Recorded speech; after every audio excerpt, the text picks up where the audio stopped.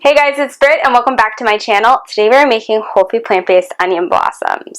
If you guys are not familiar with an onion blossom, it's pretty much another way to eat similar to an onion ring. It's an onion that's been cut open, breaded, and then if you ever went to Outback, they deep fried them. And I will post what is in an Outback onion blossom on the screen, as well as the nutrition facts. Not a health food. Well, I figured out a way of making it whole food plant-based, oil-free, and delicious. And I've also figured out a way of having it air fried, or you can bake it in your oven. So no matter what you have, you guys can make this at home. It's pretty simple and easy. You'll be so surprised. It's easy to cut the onion to form this beautiful shape, and it's delicious. So if you're stuck at home and you are wanting to impress your family, have something fun, try this out. It is incredibly delicious and easy. I also included our Boom Boom sauce recipe. So usually there was a dipping sauce that was served at Outback. This is delicious. We use it for potatoes, for salad dressings, for lots of different things. So I made quite a large amount.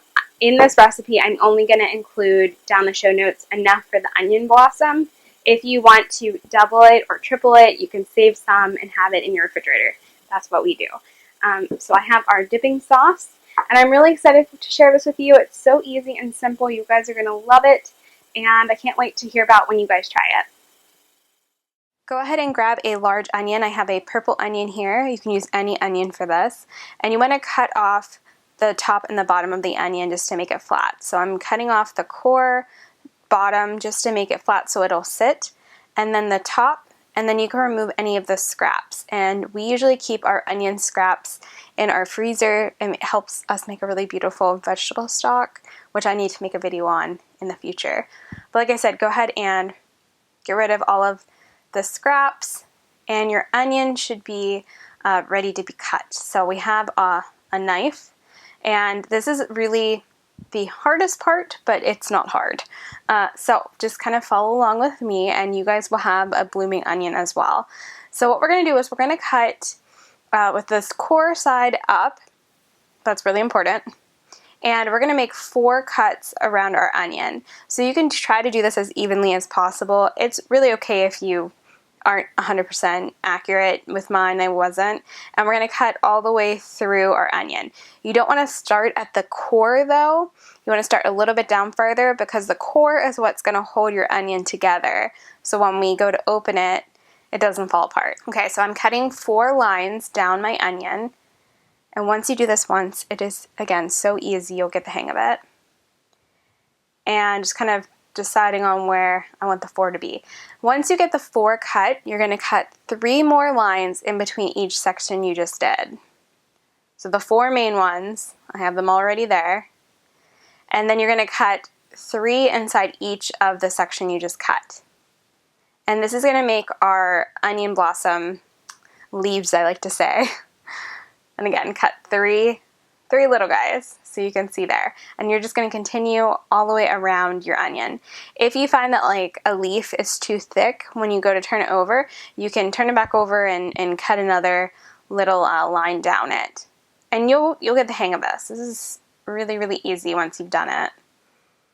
I find that 3 in between each section really, really works well. Once you have all of the 3 complete, you can turn it over and you have this beautiful blooming onion. It is so cool. So you'll see here, and it's all held together by that core. So if you watch tutorials on how to make a blooming onion, sometimes they cut the core really early. What I like to do, and you can see there, I found a thicker piece that I made a little extra one. You can kind of double check your work before, and if you end up needing to make 4, like here, I went back through and I found a couple extra that could be thinner. It's all set. So they'll naturally kind of fall once you've turned it over, but you'll see that people like to cut their core when they have it open. I do a little bit, but I leave most of it intact. I find that if you go ahead and cut too much of the core out at this point, it kind of disrupts the integrity of your onion blossom, and then more leaves tend to fall out. So with your fingers, you just want to kind of be as gentle as possible with this part. I'm just kind of folding down, but you can see that core right there that I'm touching. I'm going to cut a little bit of it away, but I'm not going to really do more than what I'm going to show you right here, just because, again, I feel like it tends to lead to more of the leaves falling apart when you go back in. So I'm just doing a little chop, and you'll know, like, once you bake it and everything, which part's the core that you want to not eat. And then, again, cutting off just a little bit gives a nice kind of setting to put your sauce that we're going to make at the end on top in a little cup. So I kind of think of it as like a little seat for the cup when we get done. But be careful at this point because leaves can start falling off once we get to that point. So it's beautiful. It's ready to go. You can see I just cut out a little bit of the core, but nothing crazy. And we're ready to make our batter. So really, really simple. And again, they're held together by the core at the bottom. So you can see. So set that aside.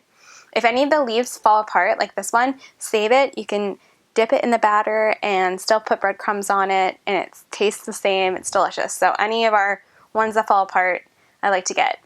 So in a bowl, grab your oat flour. Now you can use any kind of flour for this. So whatever you have on hand, use. So for this, I used 2/3 cups of oat flour, and then I used 1 cup of non-dairy milk. And I kind of do this by feel. You want it to be pancake batter, so I actually added in an extra 3 tablespoons of oat flour to thicken it up. So I will have all of the correct amounts in the description box and on our website below. But you can see here, I'm just kind of adding in a tablespoon at a time. Depending on your flour, you just want to make it similar to like our onion ring batter. You want it to be able to coat. So kind of like pancake batter is the thickness I'm looking for. So if it's too thin, go ahead and add a tablespoon of flour at a time. So total for this was 2/3 cup plus 3 tablespoons of our oat flour to 1 cup of non-dairy milk. Just make sure non-dairy milk is unsweetened and unflavored. All right, moving on to the breadcrumbs. I have 3/4 cups of breadcrumbs with 1 tablespoon of garlic powder, 1 tablespoon of nutritional yeast, and 1 tablespoon of smoked paprika. You can add whatever seasonings you like to your breadcrumbs. Sometimes we've done parsley. I've done all sorts of things. You can do really endless amounts of combinations. So give that a nice stir, break up any of your seasonings that are lumped together, and then you want to create, similar to when we did our rodeo burger, you want to create a dredging station. And I'm going to air fry and bake our onions. So I have 2 onions that I had set up to go. And this is the messy part. So make sure that you have clean hands. Drop your onion into the pancake batter oat non-dairy milk mixture, and you want to coat it because this is what's going to stick the breadcrumbs to it. I find that getting your hands messy for this part really makes a difference. So bear with me here. I've done it other ways, but this really is the best way I feel like it has to stick. And then you want to kind of be patient here. You want to slowly and gently open up all of those different layers to the onion and get the batter in between, because that again is what is going to make the breadcrumbs stick to it. So slowly you can open up each leaf, kind of put some of the batter in between, and that really is going to make such a difference when you go to put the breading on so it sticks.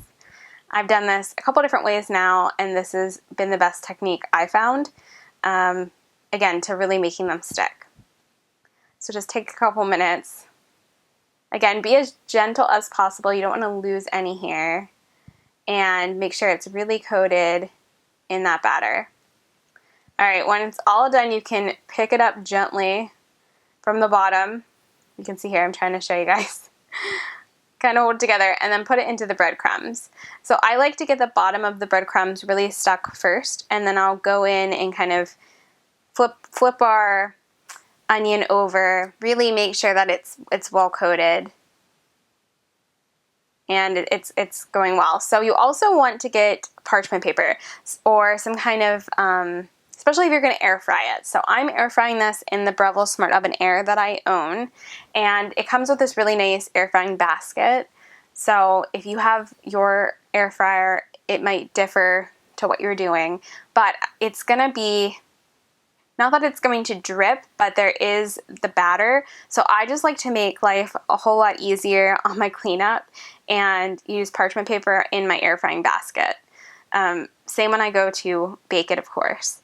So I just have some parchment paper that I've cut up to fit, and then just kind of be gentle with your breadcrumbs, go around, try to get in between each leaf, really coat it. This is what's going to make it crispy, and take your time with making sure it's well coated. When you go to turn your onion blossom over, the leaves will open up and you'll be able to put some extra breadcrumbs in between. I find that makes, again, a world of a difference to really just kind of going through and making sure you're getting the inner leaves as well instead of just the outside. So take a couple minutes. Your hands are already messy, so it's okay. This is really great to get your kids involved as well. And this doesn't take that long. This whole thing takes minutes to put together. It's really not that hard of a recipe. You just want to, it's worth taking an extra minute to making sure you get the inside of those leaves, because it will make a nice and crispy onion blossom, I promise you. So I'm just taking a minute to go around with my breadcrumbs.